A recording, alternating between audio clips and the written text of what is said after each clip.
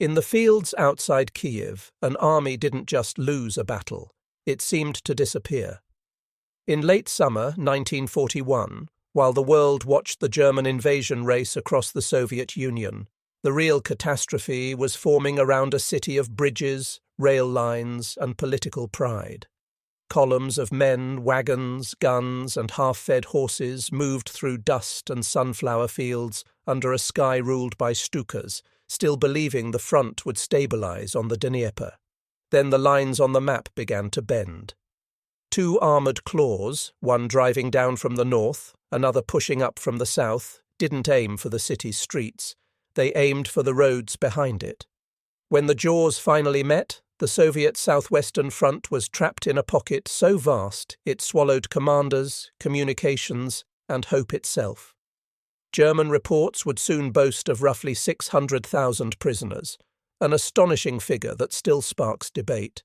Yet the human reality was simpler: hunger, confusion, and an order to hold that arrived too late to save anyone. How did Kyiv become the place an entire army was lost? On June 22, 1941, the war arrived like a thunderclap.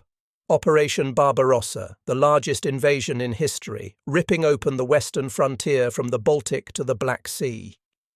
In the first weeks, the Red Army didn't just retreat, it fractured as airfields burned, headquarters were overrun, and whole formations were cut off before they even understood where the front line was. Yet in the south, the fight quickly became about Ukraine, because Ukraine was not simply territory. It was industry, grain, coal, rail junctions, and the Great Barrier of the Dnieper River. Kyiv sat at the center of that logic like a keystone. Lose it, and the Soviet southwestern flank could unravel. Hold it, and the Kremlin could claim the invasion had been checked at a historic capital. Stalin's instinct, forged in civil war and purges, was brutally consistent. Stand fast, punish panic, forbid withdrawals that looked like weakness. So the Southwestern Front, under commanders trying to make sense of chaos, was pressured to defend, counterattack, and restore the situation, even as German armour probed for gaps and German infantry marched to seal them. The question wasn't whether Kyiv would be attacked, it was whether the Soviet system could admit in time that the battlefield had already moved behind it. Kyiv mattered for three reasons that turned it into a magnet for disaster: geography, logistics, and symbolism. Look at a map and you see the Dnieper, one of Europe's great rivers, running like a natural wall through the heart of Ukraine, and Kyiv sitting on its high banks as a gateway of crossings, roads, and rail lines.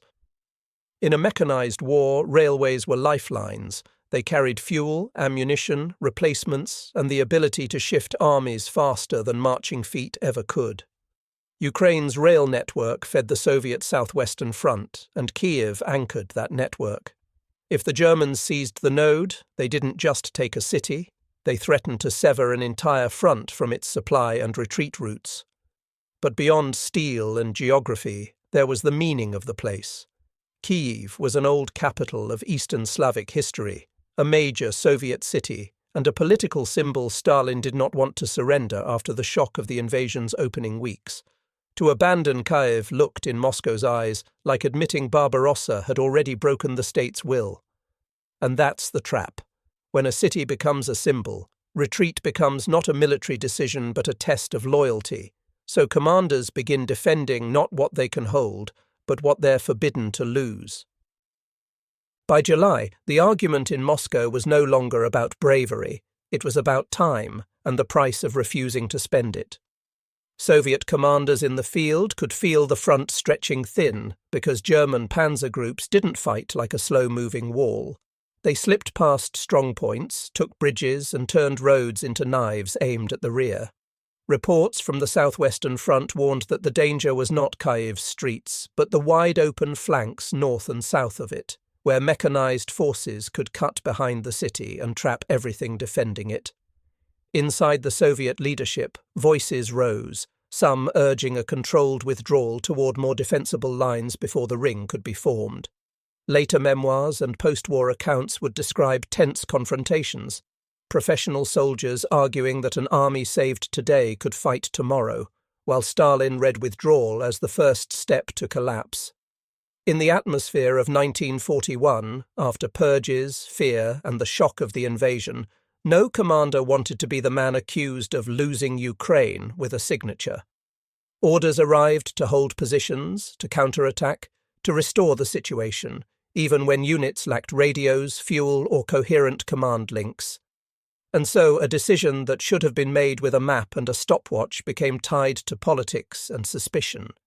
Kyiv was not simply defended, it was locked in place, while the battlefield quietly moved around it. On the German side, Kyiv became a decision point that revealed how the war would be run, not only by generals with operational maps, but by Hitler's instincts about where victory felt decisive. In mid-August 1941, as Army Group Center pressed toward Smolensk and eyed the road to Moscow, the debate in the German High Command turned fierce: push straight east or turn south to finish the Soviet forces in Ukraine. Hitler chose the south, convinced that destroying armies mattered more than taking a capital quickly, and that Ukraine's resources would cripple the Soviet war effort. That choice reshaped the campaign. The northern claw of the coming trap would be Panzer Group II under Heinz Guderian, ordered to swing down from the Army Group Center sector. The southern claw would be Panzer Group I under Ewald von Kleist, striking up from the Army Group South zone, with infantry armies closing the walls behind them. Many German staff officers feared the detour would bleed time from the drive on Moscow, but the order was issued, and the operational result was brutally clear. When fast armour is redirected, it doesn't merely change direction, it changes the geometry of the front. Kyiv was no longer just a target to capture. It became bait, held in place by Soviet orders, while German armour turned the open spaces behind it into a killing mechanism designed to swallow an entire front in one snap. July and August were the months when the disaster announced itself in plain language, if anyone in Moscow was willing to listen. In the south, Soviet forces suffered heavy blows in the border battles, and then in the Great Cauldron at Uman, where whole formations were enveloped, not because they lacked courage, but because German armour kept getting behind them faster than Soviet command could redraw the front. Each encirclement carried the same warning. The Germans were not trying to win every town. They were trying to take the roads that made retreat possible. Along the Dnieper, the Soviet line looked on paper like a shield. But a shield only works if your flanks are anchored, and here they were hanging in the air. Field commanders sent urgent reports about thinning reserves, shattered communications, and the growing threat to the rear areas around Kyiv as German forces advanced toward key crossings and junctions. The most damning signals came from the map itself. As German panzer formations shifted and probed, the danger axis began to point not at Kyiv, but at the space northeast of it, where a thrust could sever the Southwestern Front from its escape routes. Even senior Soviet leaders who were not known for panic warned that holding the city at all costs risked losing the army defending it. Yet the political gravity of Kyiv kept pulling decisions in the wrong direction. By late August, the trap was no longer a hypothesis. It was a pattern repeating, one pocket at a time, moving closer to Kyiv's throat. Then came the refusal, the moment when the problem stopped being operational and became fatal. As German movements clarified, the Soviets faced the one choice that could still preserve the Southwestern Front: withdraw before the ring could close, trading ground for time and saving men, guns, and command structure for the next line. But the orders that mattered were not written by the men watching their flanks crumble. They were written in Moscow, where retreat sounded like defeat and defeat sounded like betrayal. Hold Kyiv became more than instruction. It became a political commitment, and once that commitment was made, every hour spent defending the city also spent the army's remaining escape routes. The Germans understood this psychology and exploited it with cold precision. As Kleist's armour pushed from the south and Guderian's forces drove down from the northeast, the pincers didn't need to take Kyiv immediately. They needed to take the roads, the crossings, the railheads, everything behind it. Soviet formations, pinned by orders and short of fuel, began to fight while facing the wrong direction, still oriented toward the front while danger gathered in their rear. The turning point wasn't a single gunshot or a single meeting. It was the quiet, delayed recognition that the withdrawal order, if it came at all, would come after the geometry had already changed. By the time permission to break contact was finally considered, the question was no longer, can we save Kyiv? It was, can we save anyone? The snap of steel came in early September when the pincer arms reached for each other across the Soviet rear like closing hands. Guderian's armoured forces, redirected south, drove with relentless speed toward the key junctions that controlled movement behind the Southwestern Front, while Kleist's Panzer Group pressed north to meet him, carving through scattered resistance and exploiting gaps that Soviet units couldn't seal fast enough. In this kind of war, encirclement is not a circle drawn neatly around a city. It is a series of cuts, a bridge taken here, a crossroads seized there, a railway junction captured, a headquarters cut off from its subordinate armies. Once those points fell, entire Soviet formations became blind and deaf, operating on delayed orders, rumours, and instinct. When the two panzer claws finally linked up, often described in the area around Lokhvitsa, the map turned into a prison. The Soviet Southwestern Front was now inside a vast pocket, with German mobile units forming the outer ring and infantry armies marching to thicken the walls. Kyiv, still defended, suddenly sat behind the front line that no longer mattered, because the decisive line was now behind it. What followed was not one battle, but many. Breakouts that slammed into armoured screens, columns strafed and shattered on open roads, and commanders trying to assemble coherent movements without radios, fuel, or reliable maps. The city was about to fall, yes, but the larger truth was worse. The army that had been ordered to hold it was already being erased. Inside the pocket, the war turned into a collapsing maze, dust, smoke, and fragments of units searching for a way out that no longer existed. Radios failed or were captured. Staffs lost contact with corps.